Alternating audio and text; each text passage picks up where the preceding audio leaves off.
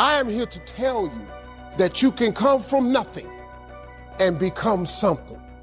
All you have to do is uncover this gift that God gave you at birth and start using it. The Bible says your gift will make room for you. Do what you can. Don't let neglect stall you on your path toward prosperity and health, rich beyond wildest imagination. Don't neglect what you can do. Do not neglect to do whatever you can do at the moment, because it'll work miracles.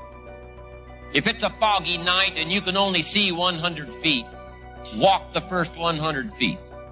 And walk as far as you can see, and then you can see some more. The reason why most people don't make it, because they focus more on their distractions rather than their destiny. If you are hungry, you are singly focused.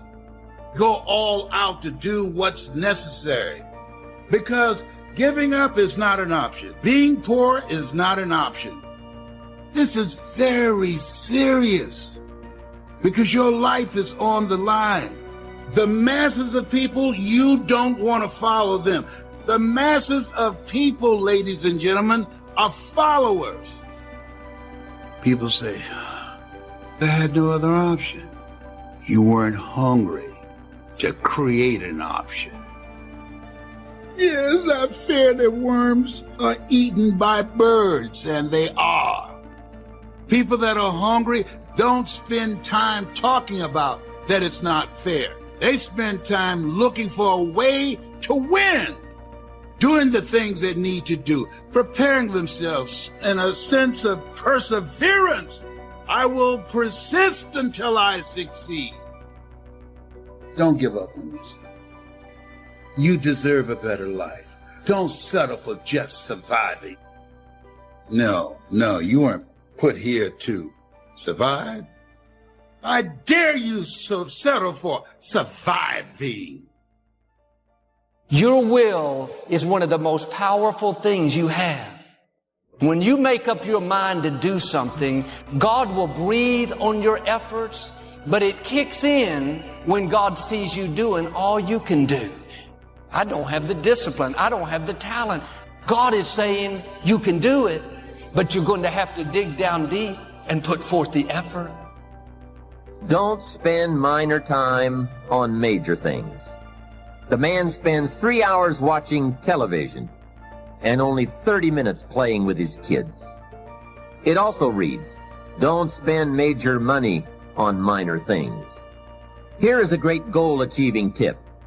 Don't mistake movement for achievement. Don't get faked out by being busy. The man says, I've been going hard all day. But here's the major question. Doing what? It's the doing what, the value that counts. The best use of time comes from putting plenty of value in it. And concentration means you take that challenge seriously. Concentration. The big sports stars will tell you the cost of not concentrating. So writing a letter, concentrate. Having a conversation, trying to solve a problem, concentrate. You won't believe the effect this will have on your life. If you're weary with smallness and you can't focus, what are you going to do with greatness? You're asking for more and you haven't mastered less. You're so busy reaching out to your future that you are neglecting what you have been given right now. Because if you are sloppy yesterday, you're going to be sloppy today, and you're going to be sloppy forevermore. It's easy to go around worried about our future, stressed over our finances. We're tempted to live guilty because of past mistakes. We wonder why we don't enjoy life, why we can't sleep at night. It's because our mind is cluttered. If you're going to reach your destiny, you have to clear out the clutter. When you go through a disappointment, you can hold on to it, live discouraged, or you can let it go and say, God, I know you're fighting my battles. I may not see a way, but God, I know you have a way. You can get rid of the negative things that are stealing your peace, draining your energy. The scripture tells us to guard our minds because all through the day there's clutter. There's noise, there's jealousy, there's hurts, there's offense. They may come, but you don't have to hold on to it. Now, I wonder how many of us are hoarders in our minds. We're not letting anything go. God has you hearing this because He wants to do an intervention. He wants to help you clear out the worry, those things that are cluttering your life. And sometimes living worried has become normal to us. We've done it for years. We've gone around thinking we don't deserve to be blessed.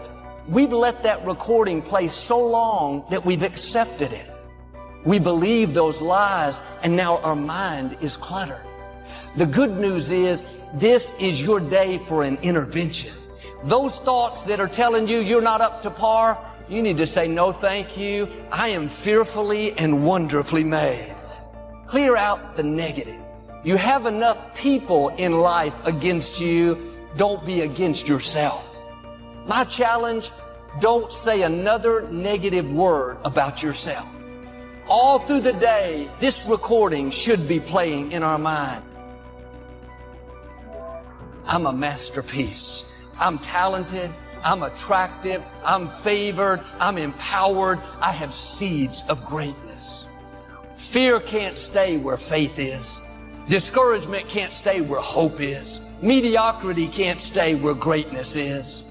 If you don't clear out the clutter, it will keep you from going to new levels. Worry will keep you from rising higher.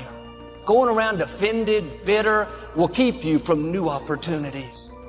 Why are you still sour over the person that walked away? Still bitter over that company that let you go? Don't let that poison your future. Recognize that's cluttering your mind. That's limiting your vision. Now, I'm not saying what they did wasn't hurtful, but as long as you hold on to it, you're giving them your power. You're letting them control you. Do you know how much energy it takes to hold a grudge, to go around trying to pay people back? That is valuable energy you need for your dreams, for your goals, for your children. You have to let go of the ashes before you receive the beauty.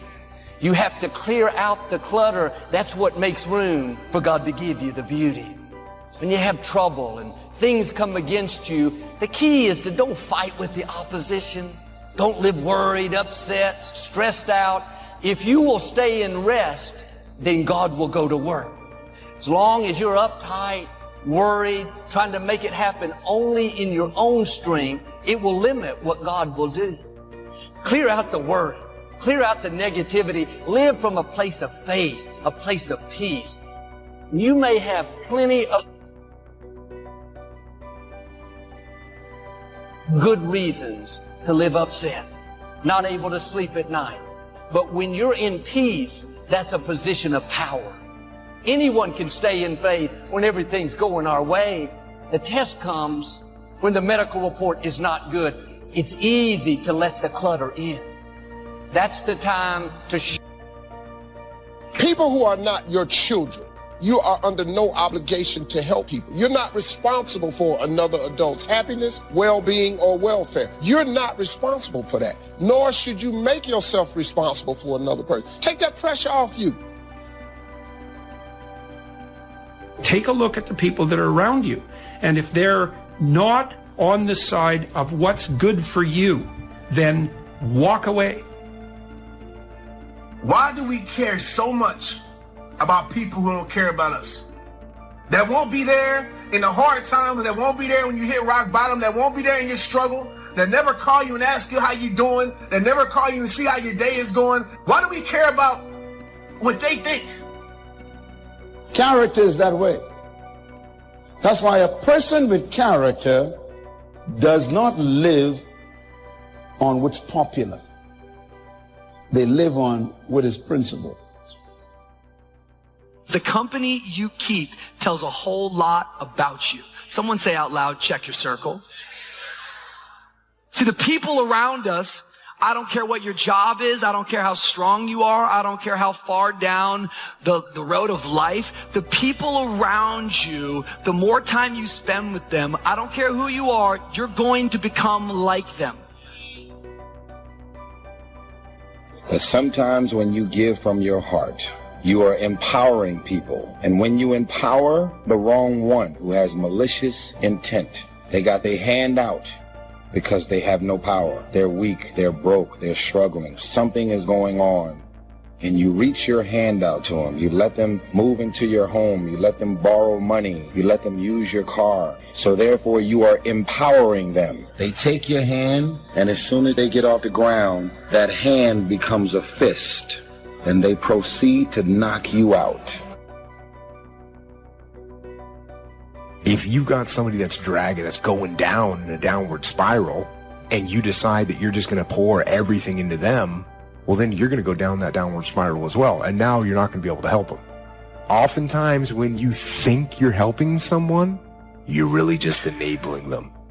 You got to detach. You got to make sure you're not becoming emotional. You got to make sure that you're seeing the person and the situation for what it really is. Not what you want it to be, but what it really is, who they really are, what they are really doing.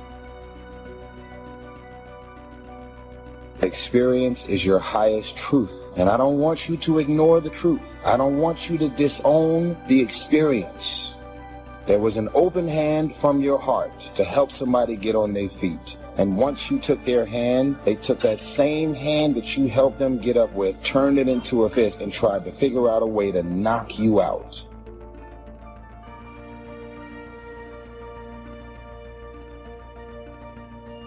Do you notice that 95% of all your voicemails are a request? Don't you become the 911 in everybody's life. Just stop. Release yourself from the pressure. Now her number, I would just block her number. I just learned how to block numbers. Did you all know that? It's the greatest, oh my God. Oh. That's what I gave myself for Christmas. My life's so good right now. Some of y'all right now are in relationships and friendships that you are clearly being used and taken advantage of.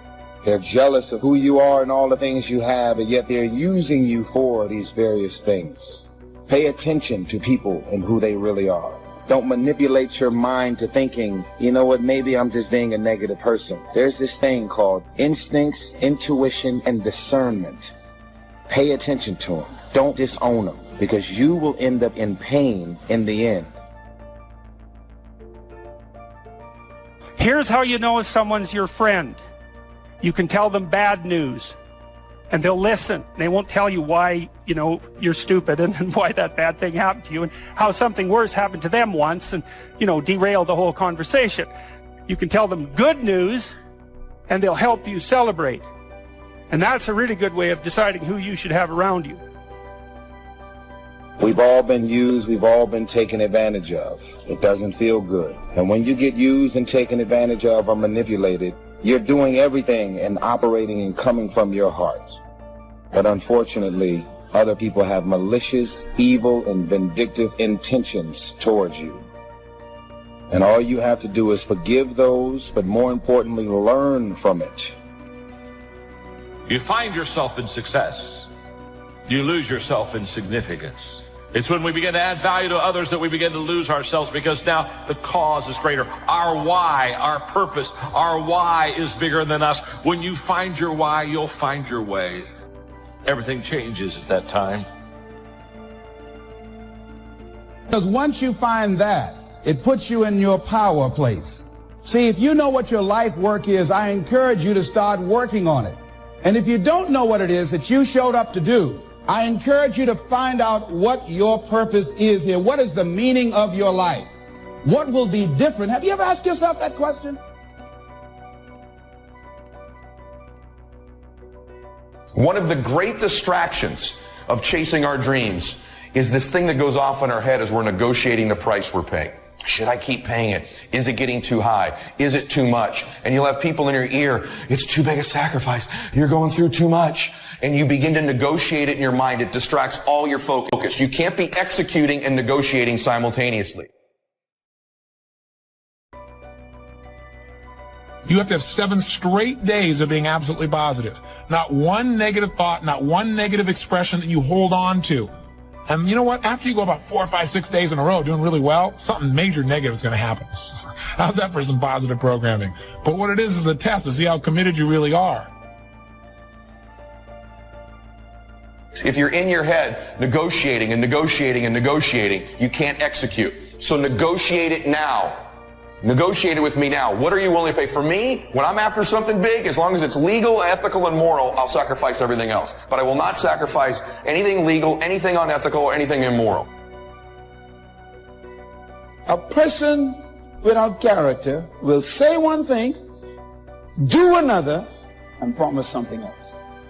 So you never know who you're talking to when you're talking to them. No character.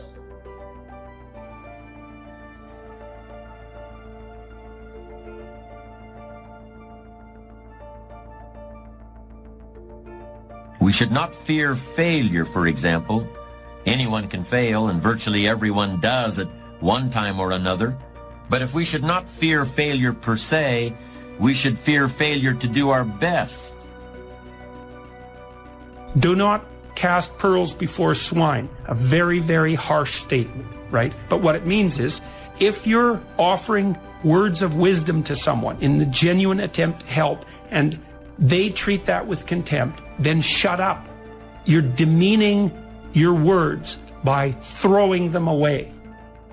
And that we should refuse to accept.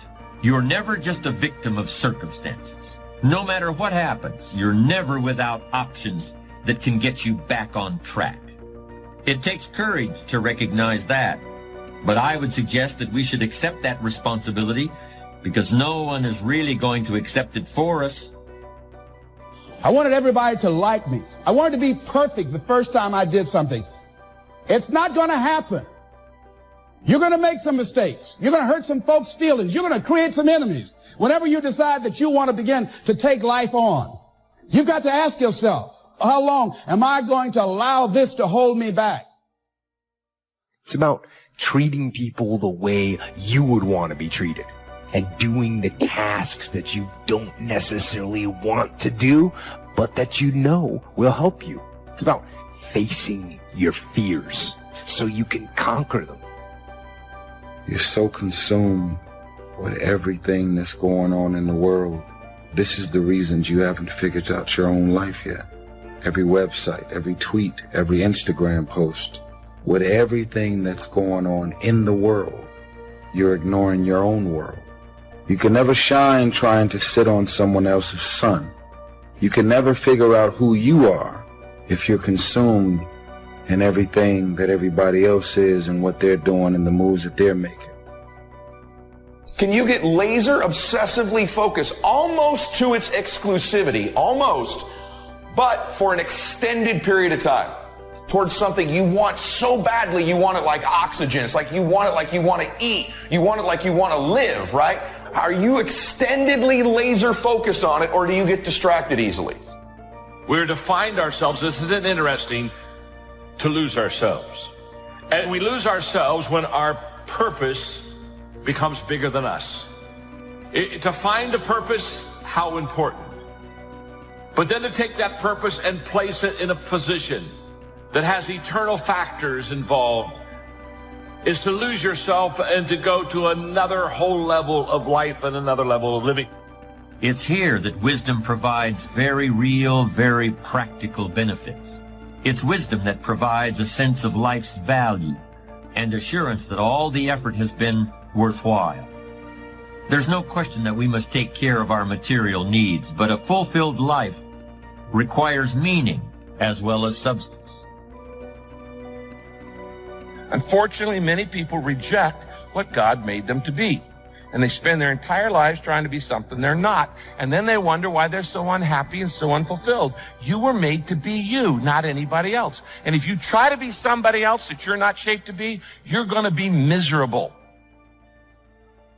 People don't do what they know in life, but what they do is they operate within the context of the vision they have of themselves. How to begin to get a larger vision of yourself and how to begin to make this your decade. Because in order to do that, it's going to be very challenging. It's going to require that you begin to see yourself worthy of the requirements in terms of effort, in terms of commitment, in terms of action, or whatever it is that you need to do in order to take your life where you want to take it. Of course, the reality isn't quite that simple. But it's not as simple either as thinking that just because you're older, things are now going in the opposite direction. And that while you used to want to do everything, you should now want to do nothing. No, reality is by no means that simple either. Because you've been through some stuff, and you can help them, give them advice, give them insight over things that they may be struggling with. This is what the Love Circle is. We spread love. When people write comments and tell their stories, respond to 10 people without you knowing you have signed up to be a part of the Love Circle. I love you. Tag whoever needs to see this video and make sure you share it.